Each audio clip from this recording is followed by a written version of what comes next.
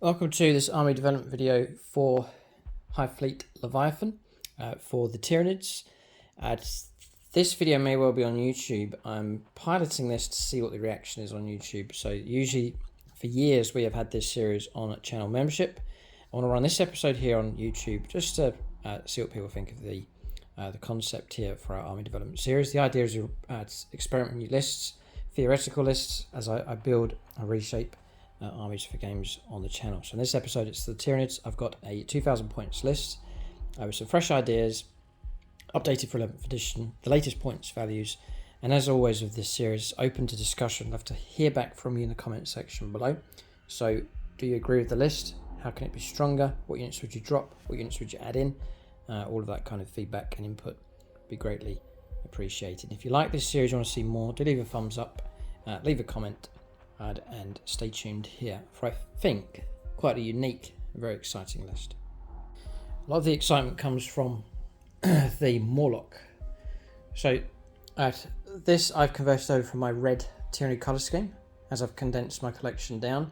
The red Tyranid army's gone and I've gone just purely for High Fleet Leviathan. I brought over one of the Morlocks, resprayed, rebased, repainted with my contrast colour scheme. If you like the look of that, I have full tutorials on how to go about doing this process. It's on membership. I've actually got 3 painted tutorials showing you how to paint the Tyranids up. Very quick. It took me about an hour and a half to paint this model, so very fast. Most of it is contrast paints. A very quick process. Love the Morlock. I've always loved the sculpt. So plan to really feature these in the new list as something quite unique. Always like to do something a bit different to the mainstream. Unless people really are using lots of Morlocks, I don't know, but I don't think they are for regular Tyranid lists at the moment. Before we get stuck in, for discount 40k to get some Morlocks and Tyranids and other 40k armies, do check out gamingfigures.com, link for them below. And the backdrop we're using here is the brilliant mats from gamemat.eu. You can check them out for your battle mats, pre-painted terrain, and also the terrain templates that they do for 11th edition. All available. There's a link below, and you can use a discount code that will give you 11% off across the store. So for Tyranids,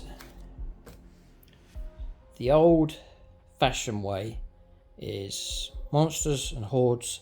They run at the enemy shoots them, and hopefully enough get through to cause damage in close combat.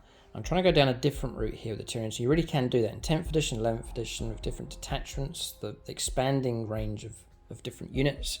You can go for different styles of play. The style that I'm going for is harvesting victory points, infiltration and presence on the battlefield, getting those points coming in for being on objectives, fulfilling secondaries, and then ambush as well. So enemy units think they're okay and all of a sudden they just get ambushed by multiple Tyranid units, such as the Morlock. So that's the overall theme that I'm going for. So it's not going to be an in-your-face, full-on attack Tyranid army. It's actually going to be very evasive of full-on close combat. When the opponent does go after, because I'm infiltrating a lot onto the board, the opponent's naturally going to push out to try and reclaim these objectives aggressively. And when they do that, I counter-attack with ambush-type units, flanking, deep striking onto the board. And I've got a number of units here on this list that can do that in different ways. So, pen and paper. I know many are using the app here, but for the video it's handy enough to use pen and paper. Games Workshop still have the Minotaur and Field manual on their website, so you can get the very latest points from them through the website. You don't have to use the app, and obviously the website will auto-update each time points increase and decrease. First up then, before we go for any units, is detachments. So there's different options. I am planning to stick with my invasion fleet, the Vanguard Onslaught detachment. Got a lot of units that are Vanguard Invader. I do like some of the stratagems. They're okay, but they're okay. I actually don't use them too often. I'm more often using like command rerolls for my turn effects, and also crushing impact, which I can now use for my monsters, which is great news for the Tyranids. It's not so much the enhancements either, not so much, but Vanguard Onslaught will give me Tyranid units with this ability eligible to charge and turn in which they fell back. So all of my units, regardless of whether they're Vanguard Invader or not, will get fall back and charge. That's a brilliant dynamic to add into your list. Great for monsters as well. Great for use now for the Crushing Impact stratagem, which will enable you to recharge to use that stratagem again. And then Vanguard Invader units, which is a good number of my units, and that is including the Morlock. In a more recent update, they gave it the Vanguard Invader keyword. So that unit, along with others like Lictors and so on, they will get advance and charge. The Morlock already moves 10, and now it can advance and charge in that detachment. It's very, very swift across the battlefield, so very, very useful. So that's all good. The other thing about Vanguard Onslaught, I'll write it in there, is it's going to cost me 2 detachment points. And I'm allowed 3. So I do have 1 spare, and there are a number of detachments that are just 1 DP. So I can add, or maybe talk about that later on. There's a couple of options I can go for. And correct me if I'm wrong, it seems to be that the detachment abilities overlap onto each other. So you can pick up a number of benefits depending on your unit type and keywords, but you can pick up a number of benefits from either of the detachments that you're using. Also opens up different options for my force disposition to pick different missions as well. This particular detachment enables me to go for the reconnaissance missions, which my theme of harvesting points, not necessarily trying to crush the opponent, but trying to just score more points by harvesting them on the battlefield quicker and more efficiently than the opponent, starve them out of points, distract, and then just to rake in lots of points, primaries and secondaries. And that reconnaissance works quite well for that. So I guess we're set up now to go for some units. So maybe I'll go to the cards, and I'll start with some main HQ options. So I'm going to keep the Hive Tyrant with his bodyguard. So Hive Tyrant, Tyrant Guard.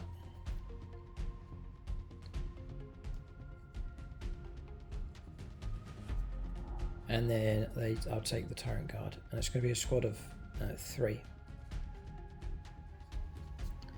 So I'll give you the points values.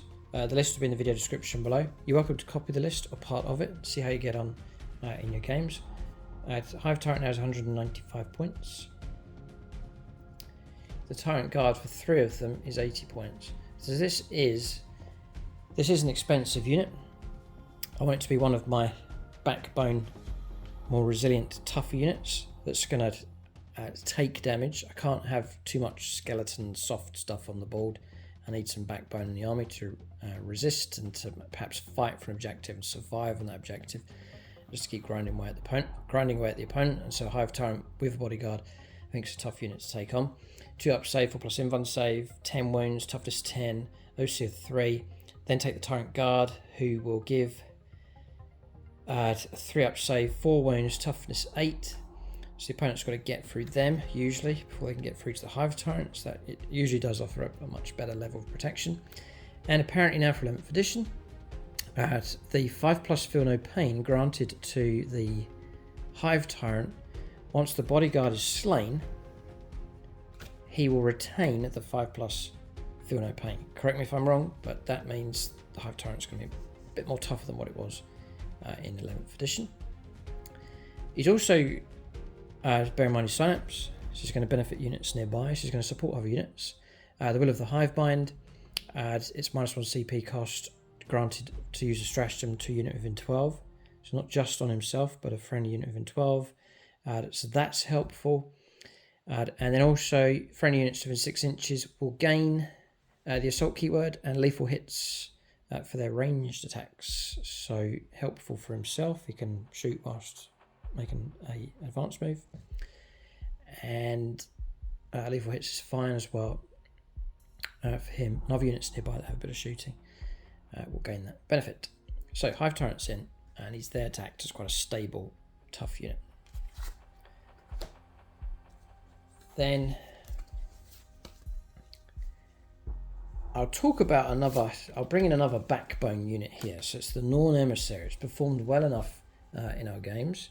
Usually likes to go onto an objective on a flank and then just nest there and be one of the, again, a tougher unit. I think it's 250 points now, so it's expensive, but it's durable. Usually I'll try and sit on objective and just sit there and guard it, and if it's able to sit on that no man's land objective throughout the game, fulfilling secondaries, keeping the enemy away, keeping the points flowing in, does a good job.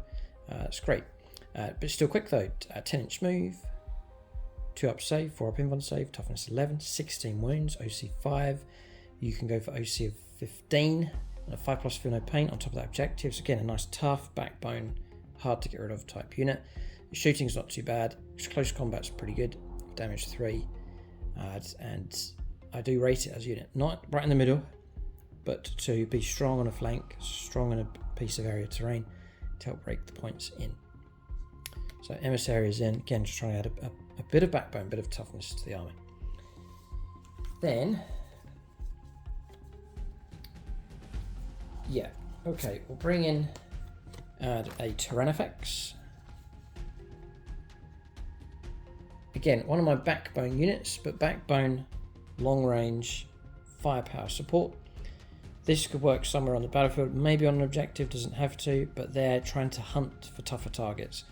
So if I'm up against, there's a Land Raider facing me, and I'm thinking, right, how am I going to try and break into this thing? I'll try and use the Tyrannifex to help crack it open. Or any kind of tough target, the Tyrannifex is there as my anti-armor, anti-monster vehicle type unit. It's going to be a distraction for the opponent to deal with. If they don't deal with it, it's going to sit there and use its high power weapon throughout the game. Toughness 12, 2-up save. It can deflect once per game, some damage coming through. And the Rupture Cannon now is 2 shots, 3s to hit. It's heavy, so if it sits still, +1 to hit rolls. Or if it moves under 3 now for 11th edition, so it's actually got a bit more flexibility with this thing. It's Strength 18, which is fantastic. AP -4, which is brilliant. And then D6 +6 damage. And I think if you saw the last couple of battle reports, the last one, it popped a couple of Dreadnoughts. 1 a turn. Fantastic. Not always going to do that, but it's a major threat on the battlefield. And that comes in at 180 points, which I think is pretty good value. So now I've got 3 tough units to give me my backbone. We'll move on to the softer stuff soon. I'll cover, yeah. So the way this list works, I was running this combo, Tyrannocyte, which is the Tyranny drop pod, which you are allowed to take a monster, and I was putting a Screamer Killer inside, and I was doing that twice. I'm trying to squeeze Morlocks into the list, and so what I've done is I've dropped one of these combos, but I have retained one. So I'm taking a Tyrannocyte, and later on in the video I'm going to draw out a template, a footprint of the army, to give you an idea of the structure as well, so we'll do that at the end. The Tyrannocyte has dropped in points, it's now 90 down to 80. And then I'm going to put the Screamer Killer in with it. And I think it's a bargain. It's 125 points for a Screamer Killer. It's very, very cheap. It means I can take a Screamer Killer, I can drop it in by Deep Strike. It's a threat. This is part of my countermeasure against the opponent as they push out with units. So say they're going after the top left objective. I can react to that with my Deep Strike units. I can bring in the Screamer Killer, the Tyrannocyte. Now when it lands and disembarks, it can't charge, so I've got to be careful. I can try and drop it in preparation for moving out later on, or I can ingress it in, rapid ingress, drop it in on the opponent's movement phase, and then move out on my turn to charge in and cause trouble. So that's the play for that. It's going to keep the opponent wary on the battlefield of where they move, what they move with, because the Screamer Killer can drop in and go after them. So also, if I need a bit of muscle, a bit of toughness, a bit of OC on an objective somewhere, just drop these in, just land on it. And I guess easier now for 11th edition, because usually it's larger area terrain, so I can a lot higher chance of getting in, lipping onto it to get the OC control. So this is my back pocket, bring them in when and where they're needed on the battlefield. So I was running 2 combos, 2 lots of that, just the one now to save about 200 points. So then And I'm talking about a combo that's worked usually brilliantly in our games, and that's the Winged Prime and Warriors. I really rate these. The Warriors are run as a squad of 6. Just write that down. The Prime is 65 points. And the Warriors 150. So it's roughly these 200-point combos we're doing here. So different style with these ones. Again, it's an ambush type unit. They're not going to deep strike. They will, I nearly always flank with them. They're slower on the battlefield to a degree. The opponent will try and find them, destroy them, or reduce them down so that they lose their impact. These fight particularly well when they're at full strength, 6 out of 6 models, because they're getting like 6 attacks each. That's 36 attacks with these, and a load of buffs on top of that. They're brilliant for shredding through any kind of target, literally any target they can go after. So I usually flank and then rapid ingress, so I'll turn up on the opponent's turn and then move out to go after a target, wait for the right target, timing and placement of those on the battlefield. And again, it's another unit I'll keep in my back pocket and deploy them as and when I need them on the battlefield. And usually they're a major threat, and if they're able to make their charges, they're brilliant. So, as the Warriors are going to give you 6 attacks each with their claws and talons, 3s to hit, strength 5, AP-2, which is fantastic, and then just the 1 damage, but the shredding ability and the volume of attacks is dangerous. They come with twin linked, so you're rerolling all your wounds. Absolutely fantastic. You can choose to reroll 1s for the hit roll, so now you're on 3s to hit, rerolling 1s. The Prime will give them obviously a creature that's going to give out some attacks, 6 attacks again, so that's going to give you 42 attacks in total for the unit, but 6 attacks need 2s to hit, rerolling 1s I believe because of the unit buff. Add strength 6, AP-1, but 2 damage. He then gives the whole unit sustained, so now you've got like 40 odd attacks with sustained. It's just brilliant. There's a fight and death for him as well, I believe, but that's all good. The other thing about these is Vanguard Invader. So for my detachment, I now gain fallback and charge with the unit and advance and charge the unit. So these go 6, but now they get 6 with an advance and charge. Excellent. So you're going between 7 and 12 and still able to charge. If you're clever with the placement of this model, he can keep coherency and stretch a bit further as well to gain some more inches, because it's a 12-inch move with a Winged Prime. It's very useful to have him in that unit, just to give him a few more inches up the board, but still maintain your coherency as you move. So, brilliant combination. A shredding unit that's a danger to pretty much anything on the battlefield. So it's a very aggressive ambush unit. Still lots of points left. So I then have enough points to run. Really, these units are support type units to help me harvest smaller ambushes and lower impact on the battlefield. So Von Ryan's Leapers. These are all really my proper Vanguard type units. These are all getting their advance and charge, fallback and charge. So Von Ryan's Leapers, squad of 3. They've actually dropped in points. They're 55 points a time. These are very, very cheap, expendable. I can use them for forming secondaries, holding objectives, picking on isolated units, tying units down, blocking movements. Lots of uses for them. And it's no big deal if they're slain. They're 55 points a time. 6 attacks though, 3s to hit, strength 5, AP-1. What I would say for the Warriors is that the Warriors gain it's a synapse on the Winged Prime, so they're actually going to be strength 6 for their attacks. The Prime's going to be strength 7, so it's excellent. So that's the Von Ryan's Leapers. I then have enough points to run 3 Lictors. Real harassing, annoying units. They have the lone operative ability, so difficult to shoot at them. Operate in the shadows, in the flanks. At early forward deployment, because they can infiltrate in. So too can the yeah, the Von Ryan's Leapers can infiltrate as well. Stealth, by the way, stealth here as well. Fights first on both of these units as well. There's just a lot of stacked up abilities for Lictors. There's 60 points time, and I'm running 3. So imagine these spread out all over the battlefield. One infiltrates into the central objective, one on each flank. You can use one of them to guard the home objective as well. Just isolated away and difficult to find. There's a stratagem inside this detachment to shut down the lone op to 6 inches, within 6 inches to shoot at it, so make it even harder to find. If I'm taking 3 Lictors, I have to take Death Leaper, so a bit of a tougher, nastier version of the Lictor.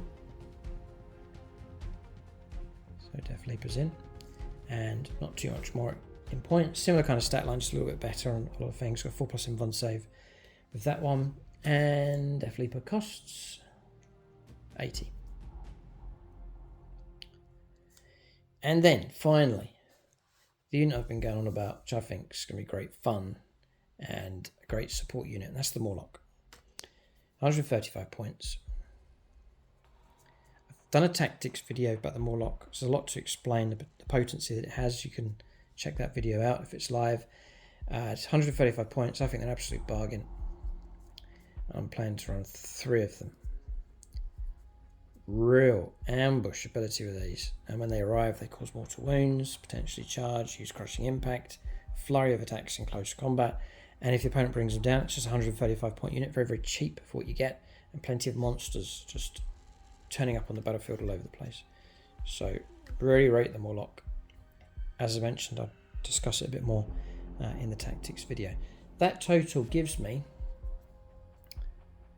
1955 points, so there's room there to add in some upgrades. I think what we'll do though first is we'll do a little template of the army just to show you what it looks like. So in the list we have a big Tyranifex with its massive rupture cannon. I'm then running this triple Morlock combination, so 3 of them. It should look quite a spectacle on the battlefield, and if hopefully the opponent sees all of that in Deep Strike, it will keep them guessing and hopefully intimidated during the game. You've then got the Hive Tyrant. He'll be a nice stable unit on the battlefield with his Tyrant Guard. The Norn Emissary as well, another large imposing unit on the battlefield. You've then got the Tyrannocyte and Screamer Killer on the battlefield as well. Deep Strike again. We then have the Warriors flanking, and they go with the Winged Prime. We've then got our 3 Lictors. We've got Death Leaper, and then we've got Von Ryan's Leapers as well. 3 squads of 3 of those. So Morlock, Death Leaper, Lictors, Von Ryan's Leapers, Winged Prime, Tyrannocyte, Tyrannifex, Norn Emissary, Hive Tyrant, and Tyrant Guard. So that's the list there. There's not hordes and hordes of infantry. This is different to usual style for Tyranids. Not lots of gaunts, hormogaunts, and so on. Just staying away from that theme. Instead going for shadowy type units, and then ambush reserves arriving in all different ways, deep strike, flanking, and so on. And I'm hoping it's kind of an army where whatever situation comes up, I have something in reserve or a combination of units that I can bring in to remedy whatever that is, and the flexibility to turn up wherever I need to. If there's enemies piling up on one flank, I can react to that by going in there or staying away from it. I can react in different ways as needed from reserve. And I guess I know the opponent will push out. They have to, because if I've infiltrated onto objectives across the table, they will have to push out or they'll lose the game. And so that's kind of to my advantage. I know the opponent will come out, and then as they come out, I can then react to them. So that's the list. I've still got the ability to pick another detachment. There are lots of options. I'll put them out there, and then it's all open for discussion. The first one, which was a natural choice, going by what a lot of people are doing, they're taking Talons of the Norn Queen. It costs 1 DP. It gives me the ability for the Emissary To change their protein purpose, I can go from, for example, holding on to an objective with 15 OC, switch it over to the reroll hit rolls against a certain target. That's okay, it's useful enough. I think there's better options. And the stratagems, yeah, it's all right, but you can sing the praises of that one if you wish. I do have one that I've got my eye on. You then got Subterranean Assault. Now, if I scrap the whole idea of going for Vanguard Onslaught, Subterranean Assault is 3D piece. It takes up the whole slot, and that's going to grant me. It's a very interesting way to play because it's going to be each time a Tyranids model from your army makes an attack, your real hit rolls of 1. So it's real hit rolls of 1 across the board. That's a great bonus to have for shooting in close combat. Then you've got Borrower units. So for Borrower keyword, I guess that's in an update. It's not on the cards here, but it must be things like Raveners, Morlocks, and so on. But each time a Borrower unit from your army is set up on the battlefield from reserves, place a circular 40mm tunnel marker anywhere on the battlefield within an inch of that unit. So your Borrower unit arrives, you place a marker next to it, and then tunnel marker and more than 6 inches horizontally away from all enemy units. If an enemy model, excluding aircraft, ends any kind of move in 3 inches of your tunnel marker, the tunnel marker is removed from the battlefield. So you could lose the tunnel that you create. And the idea here, it says, in the reinforcement step of your movement phase, you can set up a unit on the battlefield from reserves. You can set the unit up wholly within 9 inches of one of your tunnel markers and more than 6 inches horizontally away from enemy units. So the strength of that is you're able to deep strike in, and you can set up just more than 6 inches away from enemy units. It says you can. It doesn't say you can't charge. It's potentially got 7-inch charges. It's really useful. The downside to it is it uses up all my DP, and the other downside is that if your opponent moves within 3, which if they're cunning enough they will, you'll lose your marker. And I can imagine the opponent really messing up your plan. I'm going to create this tunnel, I'm going to pour out and get people, and then they just get rid of your marker. So I can see that as a potential problem. And then you then get cagey with your markers, you deploy them further back, and then you lose the whole reason for running them. So I'm not sure now. Certainly one to experiment with for Subterranean Assault. And I've got to bear in mind, if I go for that route, I'll lose all my fallback and charge, advance and charge for all my Vanguard Invader units. So the other options are to take single 1DP extra detachments. Talons of the Norn Queen's 1. Ambush Predators is another. It means all my Death Leaper, Lictor and Neurolictor units have deep strike, so I can actually deep strike my Lictors in. I'm kind of infiltrating them in anyway, and my deep strike allowance is used close to used up, so maybe not go for that. And then friendly Lictor and Neurolictor units, the target characters reroll hit rolls of 1. Okay, it's useful, but very limited, just that one unit type. What I have my eye on is this one, the Warrior Bioform Onslaught. The buffs in this are just worth taking, I think. You've got Leader Beasts, so friendly Tyranid Warriors, so it's my Warriors unit. They gain Tyranid Warriors, they also gain Battle Line. So then once you've got the Tyranid Warriors keyword, it unlocks all of this.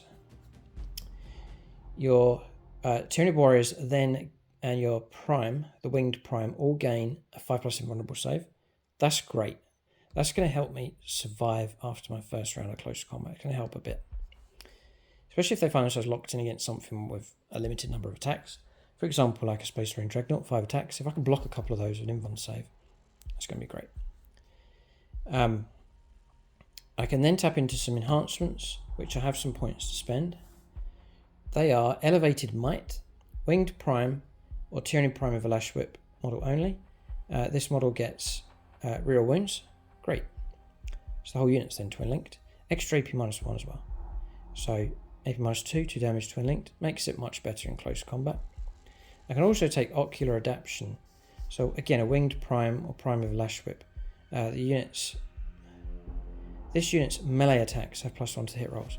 So now if you can imagine 36 attacks at 2s to hit, rerolling 1s. Ha! With sustained. Brilliant.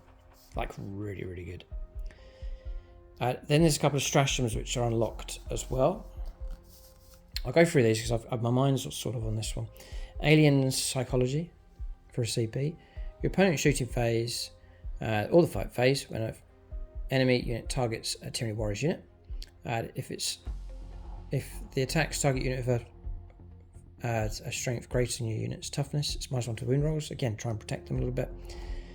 Synaptic, I don't think I'd use that much, but if there was a crucial situation where I really want to try and protect the Warriors, I'd play that one. You got Synaptic, I was going to say microphones, it's micronodes. End of your movement phase, one friendly Tyranid Warriors unit. Select one objective, unit is controlling. That objective is secured, so it's like sticky. Could be useful if you need it. Let's me perhaps charge in, clear an objective, sticky it, and then move off and go and do something else, which could be useful. Then parasitic payload in your shooting phase, it's not going to help. No. So there's a couple of stratagems, some really tasty enhancements which I could tap into, and a big buff, a big boost for my Warriors unit, which is already a decent unit, but with taking this detachment, can make them a little bit better. So that's my list for the Tyranids. As you can see, there's a lot of proposals being made here, theoretical ideas. The list is currently under development. With this series, I always listen to comments and feedback, so you're welcome to let us know. If there's slight tweaks to the list, let us know. Rules that I've missed, combos, tactics, what units would you drop, what's my weakest unit, what should I add in? Let us know what you think in the comment section below for this series. And if you enjoy this series, you want to see more, do leave a thumbs up, leave us your feedback, and make sure you subscribe to the channel. And you can join us on membership for bonus content. And then for battle mats, gamemat.eu. And then to get a hold of your Tyranids, it's gamingfigures.com, link for them in the video description. Thanks for watching. Tune in next time.